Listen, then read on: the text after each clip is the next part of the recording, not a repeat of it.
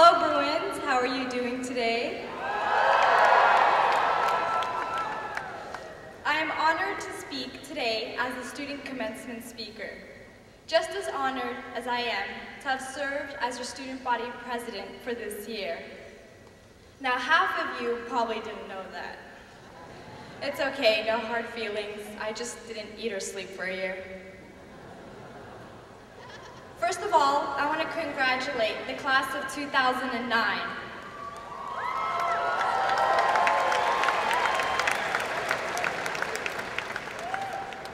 You have successfully Googled your way to a degree.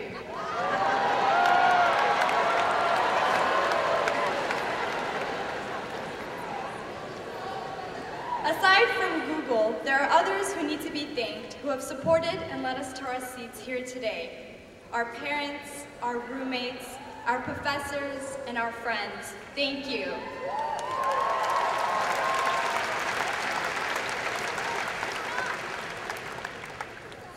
Even though our names may be the only name on your UCLA diploma, we all know that our families and loved ones' names might as well be on them.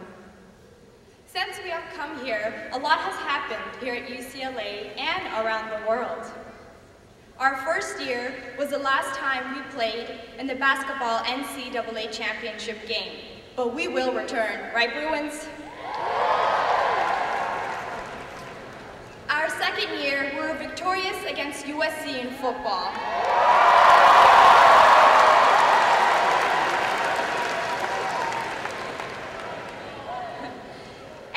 Victorious in changing UCLA admissions into a holistic review admissions process. However, our third year, a devastating blow hit us when it was announced that the 7th Harry Potter book would be the last one released. But we all cheered up when the iPhone was released, which is everyone's bread and butter now. Our fourth year, we went from cheering on Michael Phelps in the Olympics to cheering, yes we can, in this historic presidential election.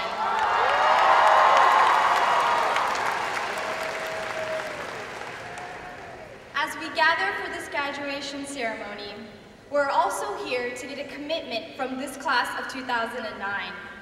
Our families and friends are witnesses of our commitment to benefit society. Take a second to look around and realize where you are and what we represent. We are the first and best class of 2009. We are the first class to graduate without any interesting characters like the boombox guy or the tree jumper guy. We are the first class to graduate with UCLA ranking as 3rd in the nation with voter registration. We are the first class to graduate in this economy, unfortunately. We are the first class to graduate with an African American president of the United States of America.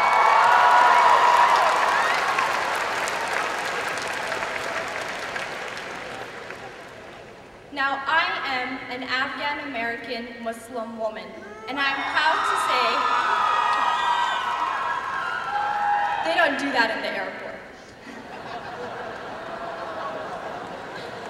I am proud to say that I am the first Afghan student body in the nation, and that's a testament of UCLA's diversity, acceptance, and tolerance. Prior to coming to UCLA, I felt that I was the worst combination possible to be interested in politics or policy. UCLA made me realize that this supposed obstacle was in fact an asset and a perspective to be treasured rather than negated. The very fact that I am here speaking to you today demonstrates how amazing UCLA is and how unexpected life is. I don't have any life lessons for you. I don't have any wonderful job experiences to share. I just have my story to share.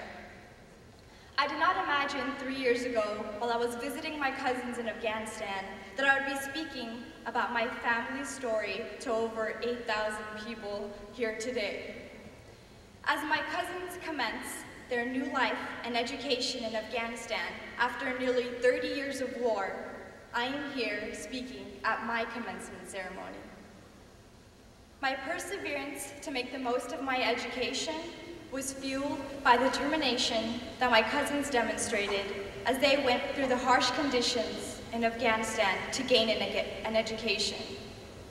I also had the opportunity to visit the schools in 1994, and the disparities between these schools and my own was overwhelming.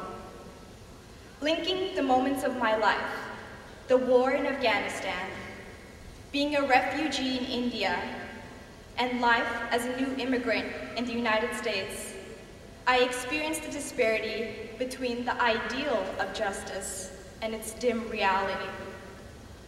Being a witness of my cousin's hardships, I devoted myself to community service, just as all of you have done as well. Although this is my story, each of you have something in common, and that commonality is UCLA. UCLA has tremendously shaped our views, oriented our careers, and elevated our expectations in life. The people, the community service, and the mentors at UCLA have helped me become who I am today and helped me aspire to make a change in the community. I've worked with many different causes because I believe an injustice against one is an injustice against all. The causes I've been involved with are mirrored in all of your causes, whether it be the AB 540 cause of fighting for the passage of the DREAM Act,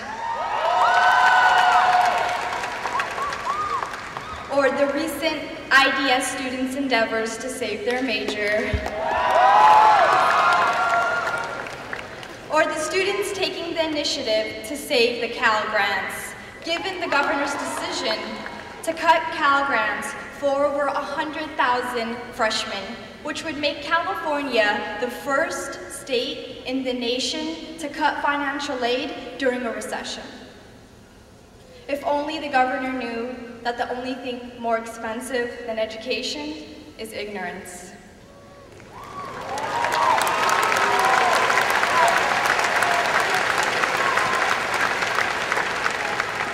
In our graduation ceremonies, we will receive a mock diploma. Parents, don't worry, the real one comes in July, I promise. I slowly realized the irony of it all. This mock diploma is symbolic of the mockery the state is making in cutting our funding for education.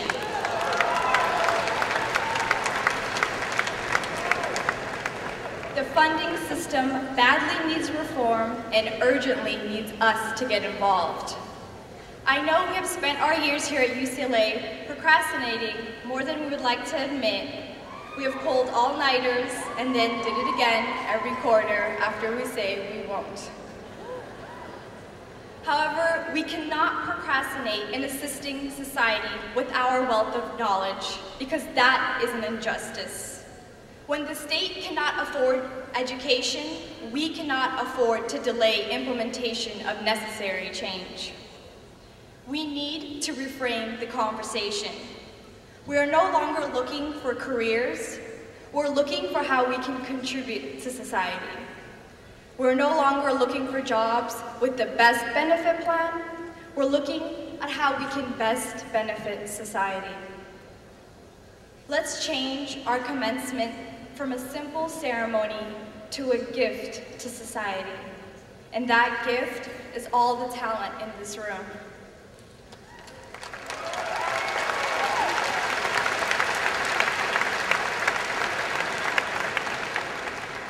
Let's set a new precedent at UCLA. Class of 2009, with this new precedent, instead of giving you answers, let me ask you questions. What will be our mark in history? Will we be divisive or dedicated? Will we end coalitions or will we empower them? Good answer. Will we simply talk about issues, or will we tackle them?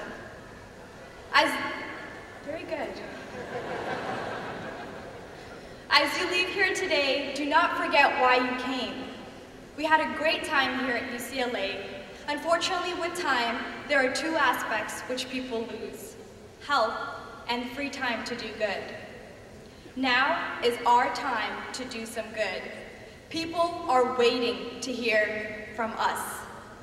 As our names are called in our graduation ceremonies, that is our call to action. Class of 2009, do not stay silent. Let's let the world know that we are here.